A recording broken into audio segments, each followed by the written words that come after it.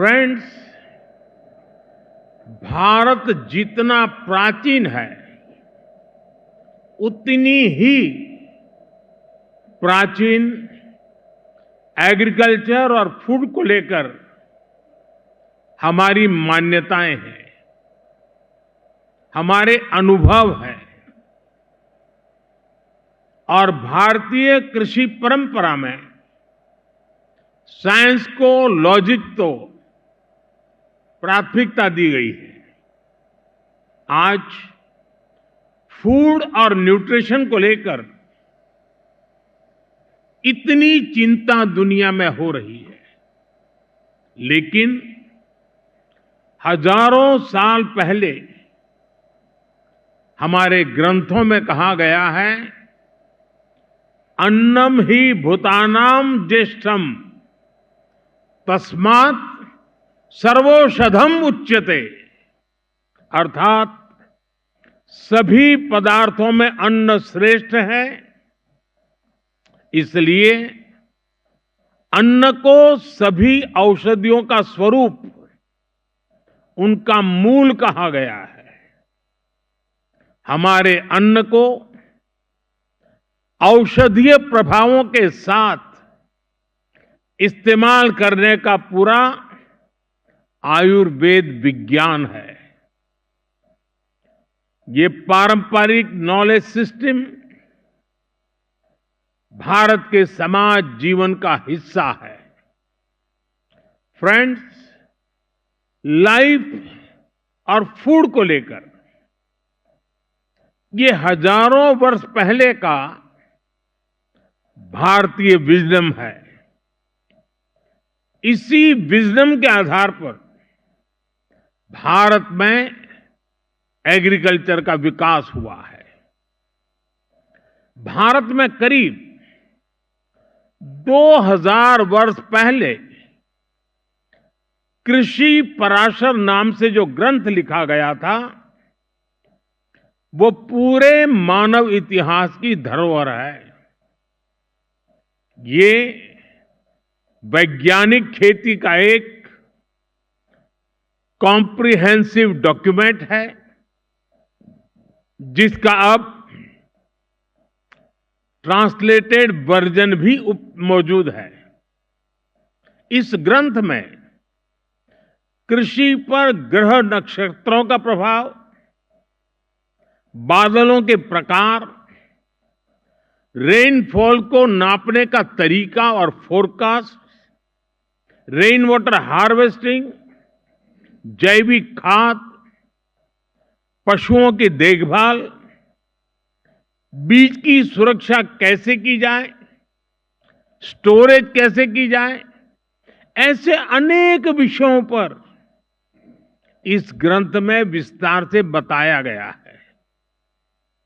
इसी विरासत को आगे बढ़ाते हुए भारत में एग्रीकल्चर से जुड़ी एजुकेशन और रिसर्च का एक मजबूत इकोसिस्टम बना हुआ है। Indian council of agriculture research के ही 100 से ज्यादा रिसर्च संस्थान है। भारत में एग्रीकल्चर और उससे संबंधित विषयों की पढ़ाई के लिए 500 से ज्यादा कॉलेज है। भारत में 700 से ज्यादा कृषि विज्ञान केंद्र है, जो किसानों तक नई टेक्नोलॉजी पहुंचाने में मदद करते हैं। पिछली बार जब ICAE की कॉन्फ्रेंस यहां हुई थी, तो भारत को उस समय नई नई आजादी मिली थी। वो भारत की फूड सिक्योरिटी को लेकर, भारत की एग्रीकल्चर को लेकर एक चैलेंजिंग टाइम था। आज भारत एक फूड सरप्लस देश है। आज भारत दूध, दाल और मसालों का सबसे बड़ा प्रोड्यूसर है। Bharat food grain, fruits, vegetable, cotton, sugar, T, framed fish इनका दूसरा सबसे बड़ा प्रोड्यूसर है। एक वो समय था जब भारत की फूड सिक्योरिटी दुनिया की चिंता का विषय था। एक आज का समय है जब Bharat global food security, global nutrition security, इसके सॉल्यूशन देने में जुटा है।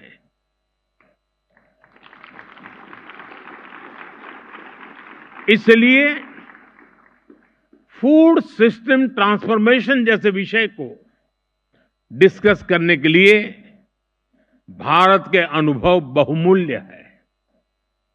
इसका बहुत बड़ा लाभ विशेषकर ग्लोबल साउथ को मिलना तय है। साथियों, एग्रीकल्चर हमारी इकोनॉमिक पॉलिसी के सेंटर में है।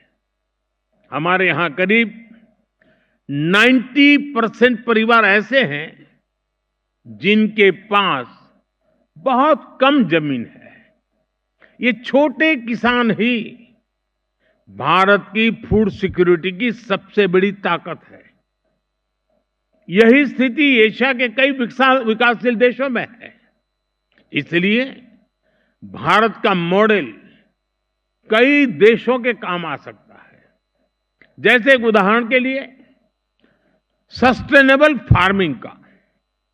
भारत में हम बड़े पैमाने पर केमिकल फ्री नेचुरल फार्मिंग को प्रमोट कर रहे हैं। इसके काफी अच्छे रिजल्ट देखने को मिले हैं। इस साल के बजट में भी बहुत बड़ा फोकस सस्टेनेबल फार्मिंग और क्लाइमेट रेजिलिएंट फार्मिंग पर है। हम अपने किसानों को सपोर्ट करने के लिए एक पूरा इकोसिस्टम डेवलप कर रहे हैं। भारत का बहुत जोर क्लाइमेट रेजिलिएंट क्रॉप से जुड़ी रिसर्च एंड डेवलपमेंट पर है। बीते 10 सालों में हमने करीब 1900 नई क्लाइमेट रेजिलिएंट वैरायटी अपने किसानों को दी है। इसका लाभ भारत के किसानों को भी मिल रहा है। हमारे यहां राइस की कुछ वैरायटीज ऐसी भी है जिनको ट्रेडिशनल वैरायटीज के मुकाबले 25% कम पानी चाहिए। हाल के वर्षों में हमारे यहां ब्लैक राइस सुपर फूड के रूप में उभरा है। हमारे यहां मणिपुर, असम और मेघालय की ब्लैक राइस को इसकी मेडिसिनल वैल्यू के कारण पसंद किया जा रहा है। 12 दिन से जुड़े अनुभव विश्व समुदाय के साथ शेयर करने के लिए उतना ही उत्सुक है।